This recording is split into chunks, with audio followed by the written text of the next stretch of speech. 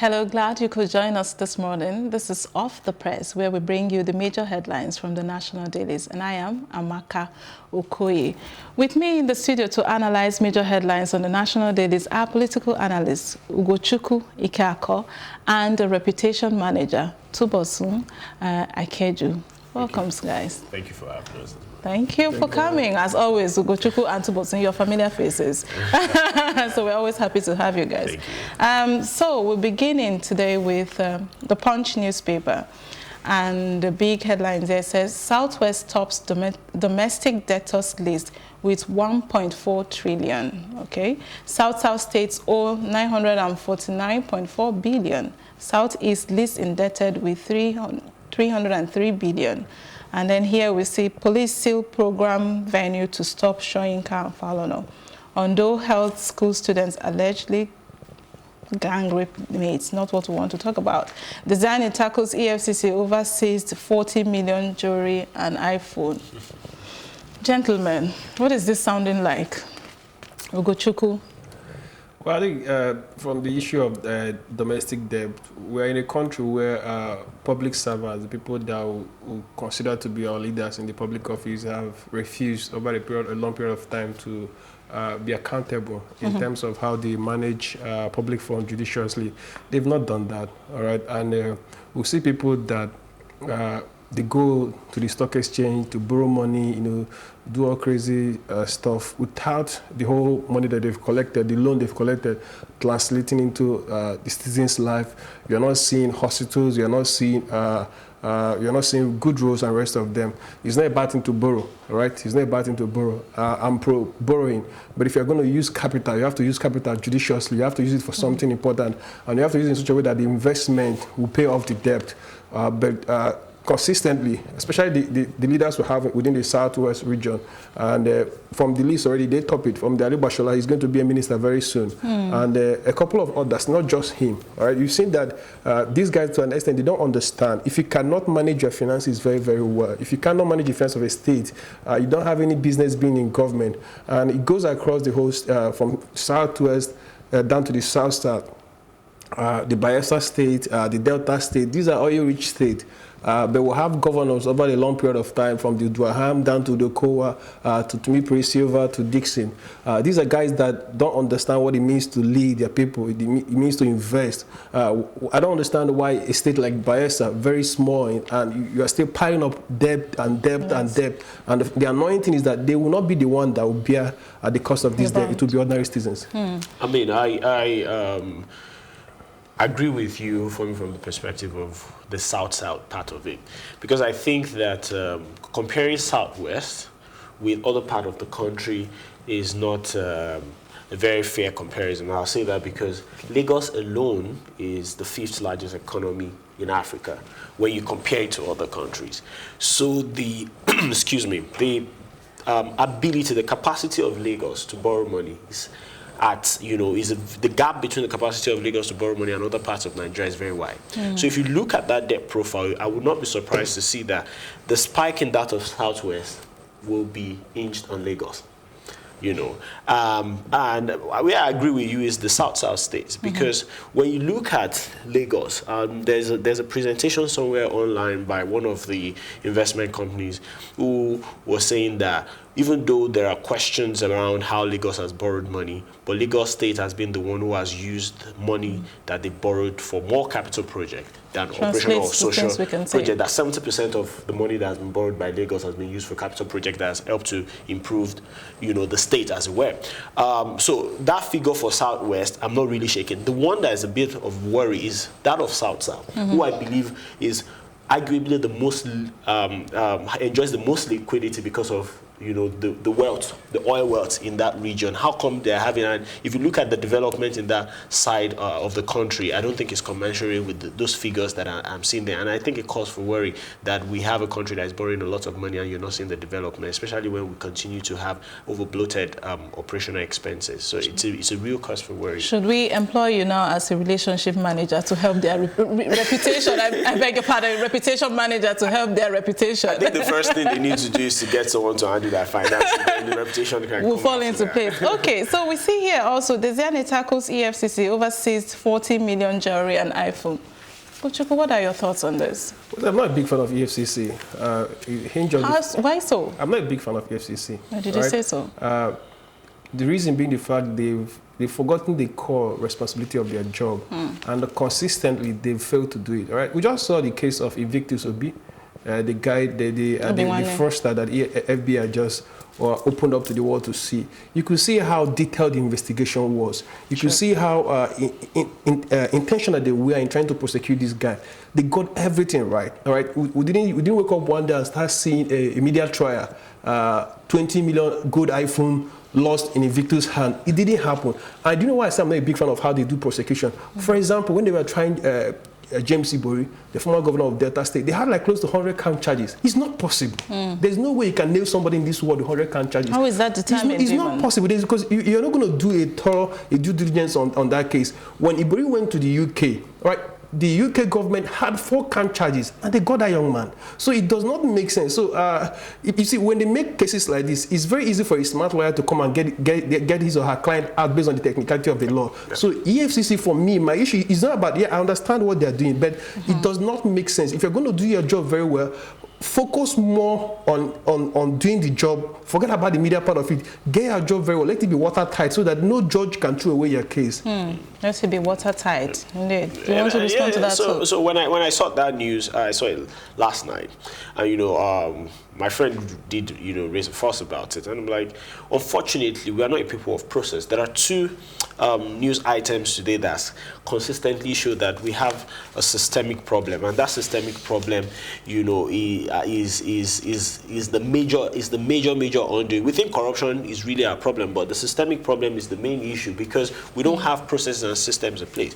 So my question is, you go into someone's house and you take all the juries there. This person used to be a director in Shell before she became minister. So are you saying she didn't have anything? So let's even assume that you have some things against her.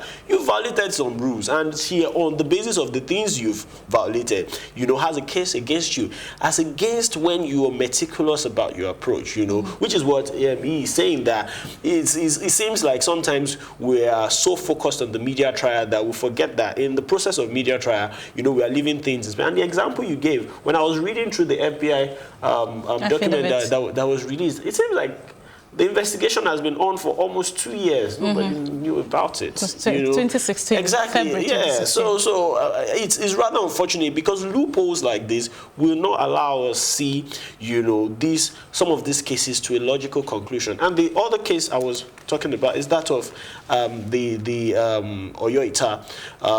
Is a bit unfortunate because of how number one is, how does a government official have so much access? How do we have a system where for the past 3 years someone has been doing is said to have been doing something wrong, and we're only just getting to see the damage has been done already? If for 3 years you had access to the amount of money, you had opportunity to mismanage that type of money, then we're in a mess. You're only there's no cry when the head is off, and I think that's what we constantly do. We allow the issue to marinate, if you allow me to use that word loosely, and then when is the end of the day, then we come and say, oh, we're trying to try. So why not nip it in the bud before it gets really, really messy? I don't really care, so much about someone going to jail.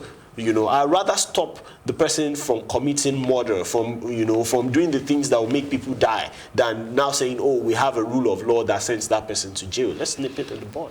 All right. You just said we're not a people of process. Unfortunate that is. So we move to the nation now, and what we have here is Ekweremadu, anger grows over attack. Nigeria's population surge frightening.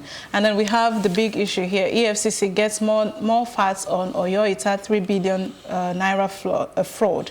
Woman arraigned for receiving 23 billion from ex-NSA Dasuki. And behind here is a letter from President Donald Trump.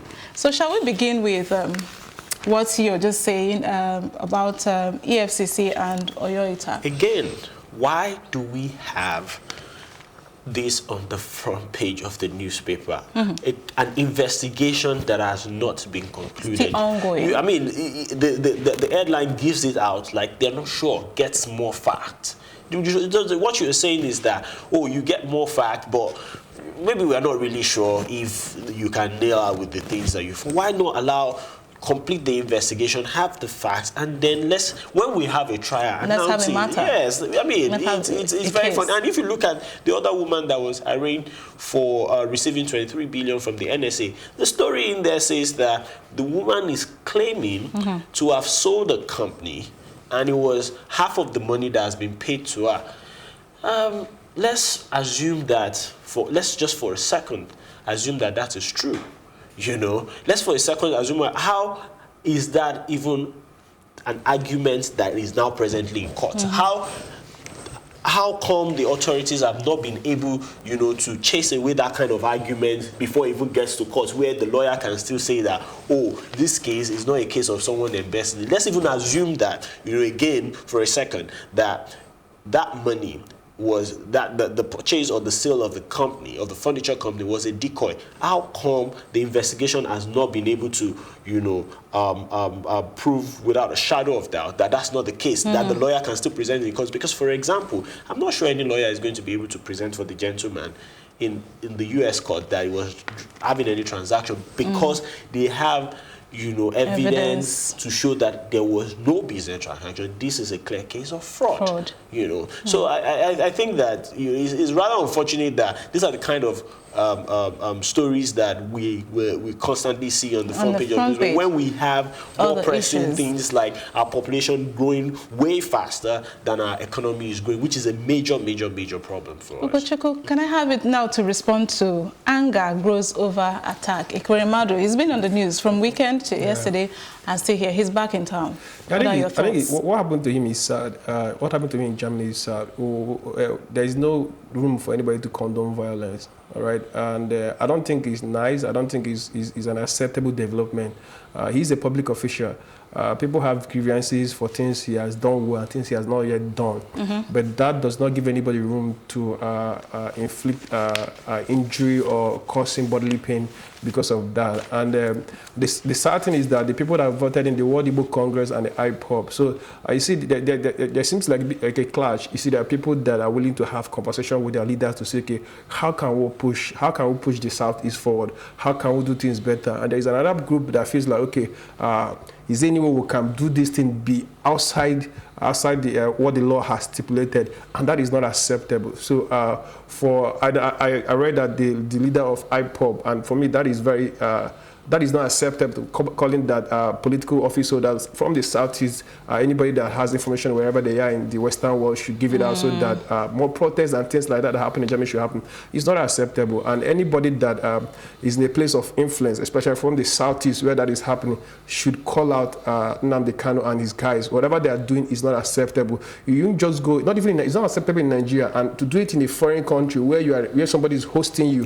where you are not, it's not your country, you are just there for maybe for business, or you're working or you're living there, and feel it is right. It's not good, not just for us as a country, but on our reputation, our image. We should be able to democracy, one of the key things about democracy is dialogue. We should be able to have a place that we can talk to our leader and say, okay, if you didn't do this thing right, you didn't speak out during the Operation Python that's in the Southeast, why didn't you speak out? What can we do to make sure that if a situation like this comes up again, you will be the voice of the people? I think that's the conversation we're supposed to have. What happened to Ekweremadu is not acceptable, and nobody should condone violence. There could be better ways of handling it. Definitely. Okay, so we move to this day now, where we have Emefiele, EFCC probing P&ID field gas project.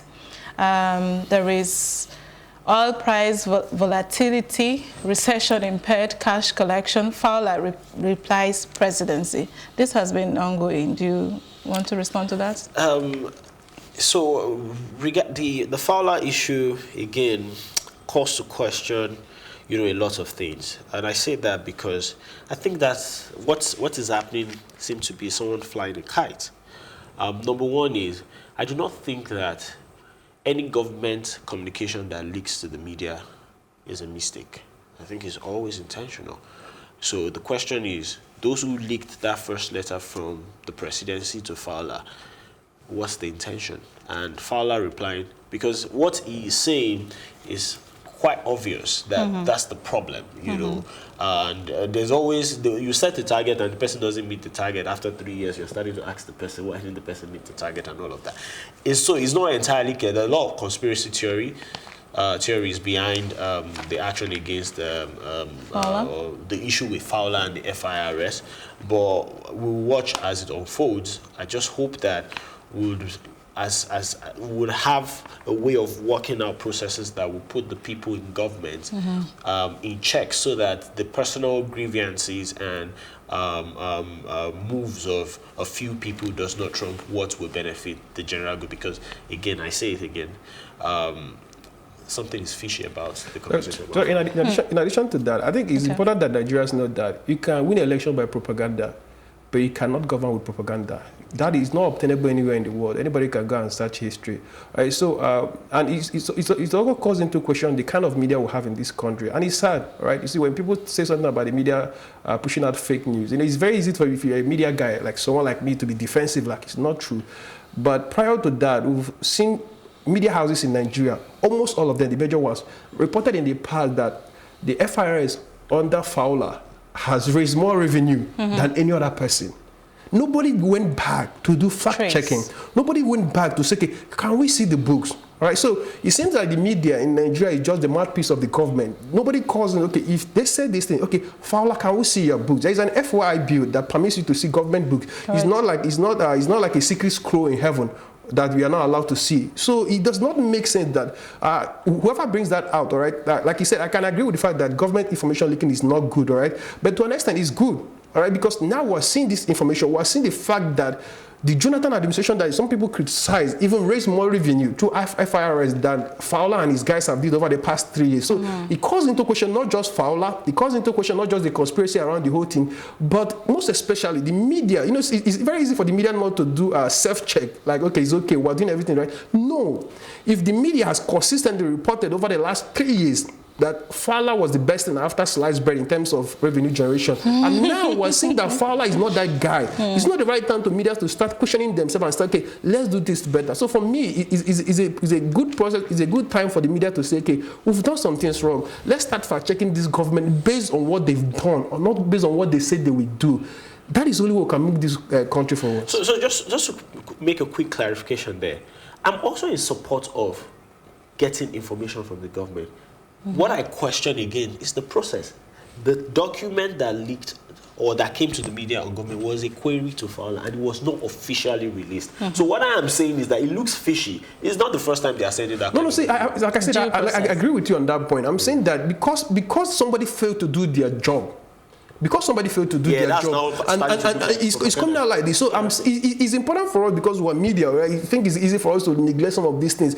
Look, when this thing came out, you could see people on social media bringing out, from, I don't want to mention names, major news headlines that say consistently this guy did this thing. What some of government spokespersons have said over the last week, and nobody is saying anything. Nobody's making reference. Nobody's making reference to all this, and nobody's holding anybody to accountable. If I'm a media editor, news editor, and this thing, you are the person that wrote this thing report, and it went on, so somebody should be queried. All right, and it's not just about government. We can't just hold, like we said, we hold government responsible, the processes and everything. I agree with that. There's a part for the followers, the followership to do. I agree with that. But most importantly, the media, which is the fourth estate, have a responsibility. And when you fail that, do a self-check and do better. So in trying to set the agenda, there's need to dig deep as well. Definitely. Objectively. All right. So we have here also Buhari telling his ministers to work as a team and help him achieve his next level agenda.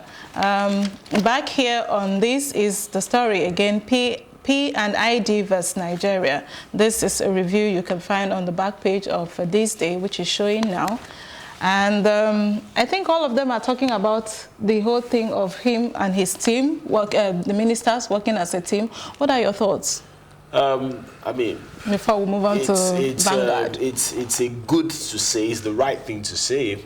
The question is, how is that going to really work now? Or what is the right thing to do? Yeah, the right thing to do is to work as a team. The question is, what is the next level agenda really? Now that we're done with elections, in real actionable terms, what's the next level agenda? Concretely. Yes, because that's the question. So it's fine to ask people to come to the table. What are we coming to do at the table? You know, that's the big question. So we've waited. But again, we don't assume that they don't have an idea. My point is, if it is not obvious to the public what the next level agenda is, are they waiting for the ministers to work together to build the left level agenda or what? The fact is that for me, hope is their strategy.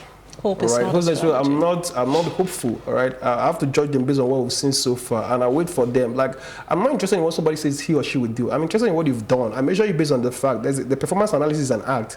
If you are saying that this is it, already, Nigeria is paying a huge sum of money. That was what Ruben Abati wrote at that back page on this day. Because we don't have an attorney general yet. If we had an attorney general when Buhari was sworn in as a president in May, that wouldn't have happened. The AG would have been in London to negotiate this thing. Because we don't have that already, now we're owing a company billions and billions of naira. We're not going to have money in this country. We're a broke country. And already we're in debt to another country, so another company. And the laws has forced us to pay. And we're going to find a way to pay that thing. If we don't pay that money, it will keep increasing. So already it tells you, if a leader that does not understand how sensitive it is to have an AG as early as May, and we're in August, right? August. And your AG is yet to start work. It's easy to say team. No, sir, I disagree, because if you need a team, you should have one since May. And already we're paying for the mistake. You see, that is the thing. When you say all these things, it looks like you're trying to be pessimistic. Why is nobody asking the president, why we don't have an AG yet? Why is the media not putting it in his phone like, sir, now we're paying so amount of money because you've not been able to put an AG in place. So for me, someone to argue the matter. So I'm not optimistic, and I'm not optimistic based on this fact, and hope is not a strategy. If the president in May, like, see, there are sensitive key positions that if you, like, maybe when you just got elected, you have like your AG, your Minister of Finance, you know, some of these key positions, right? The Ministry of Interior, because of how security is important, we understand. Then you are taking your time to put other places because there's a permanent secretary in the Federal Ministry of Information. He can handle communication. So there are key positions that you need people already to come in. Not you take like months, and you're telling us as a team. Most importantly, see, human beings are driven by self-interest. And I'm going to tell you what's going to happen. When they get in there, some of them want to be governor. Starting from the election in Bayelsa State. So they will start planning on how to be governors, not how to lead their ministries very well. So for me, it doesn't look good. It doesn't look good. Doesn't look good. All right, so let's move to Vanguard now. We have here on this front page saying more items face Forex ban, CBN, and then Ekweremadu's attackers will face German laws, says embassy. And Ekweremadu returns, says his attackers are under influence of drugs and alcohol. In fact, he even said he's forgiving them. That's one of the things he said today, that he's forgiving them. So we have also on page 8, SANU and NASU strike cripples activities at varsity. Presidency weighs option on Oyoita, ask her to hold on, whether to resign. So we'll see, maybe she's going to stay back, who knows. And then Taraba killings, police forensic experts perform autopsy on murdered IRT operatives. And how we will tackle criminal headsmen. The Southeast governors seem to be proposing the way forward there. And then Lagos Assembly confirms 35 commissioner nominees, rejects 3 others. Also, there's a possibility of rejecting some. Yeah, sure. So maybe we should reject more. No, there's somebody that for me that it should have been rejected, Joe Bokwe. All right, and I said that not because of the fact that I don't like the man or every other thing. We're in an age where technology, IT, people are bringing that to help life, you know, in terms of transportation. And this is somebody that was nominated to be a commissioner, came out in the open on his Facebook page to criticize initiatives like the Go Kada, the Mass Go, and how they're taking money. So it shows you already, you know, talking about working as a team. If somebody has that kind of mindset and you're going to be a commissioner, it shows that innovation does not have a place. So our leaders don't learn from their crisis moment. Ekweremadu is not saying something about they're under the influence of alcohol. No, sir. Drugs. And drugs. No, sir. And that he misses it whenever he says that. Why did they do that? They were asking you, why didn't you say something? Some say it's a statement. Made a statement during the Python dance. So you could understand they have grievances that were right. How they channel it out was wrong. So don't just come back and put it under the canopy of alcohol and influence. And that is a mistake we have our leaders. So don't learn from our crisis moment. All right, do you want to respond to? The CBN issue. Again, I think that more items. Time and time again, I've said that we need to take the issue of policy marketing very, very serious. And people need to understand. You see, the other side of this issue on forex ban is that most of the things that are imported, who are the consumers of those things that are imported? The average Nigerian, the people in the C or B socioeconomic strata? No. You know, it's those who can afford, you know, the average life that consume a lot of more of the important things, you know. So if the CBN is saying we're not going to give out subsidies to fund the life of those who are already comfortable, it's a good thing in the right direction. However, have we measured the impact on the economy and to be sure that we have things in place to mitigate, you know, those impact? Because there will be impact. So what is in place there is not just enough to come out and ban. You know, you have to properly communicate, because every time there's a policy change or there's a new policy direction from government, value is going to move from one person to the other, and one person is bound to fight that. All right, thank you very much for your thoughts there. So rounding up now with sports, and it says Real Madrid to set up Neymar pursuit. That's on the back page, and Pogba is going nowhere. And then Pogba misses penalty. All of this you find on the sports newspaper for sports lovers. I'm not one, I'm sorry to say. But you find all of these conversations from the newspaper. And thank you very much, gentlemen, for coming, for your thoughts. Tubosun, forgive my manners. And Ugochukwu Ikeakor, is that the right way to pronounce it? And Ugochukwu, thank you for coming on the program. And please stay tuned for more, this time tomorrow, Off the Press. And I am Amaka Okoye.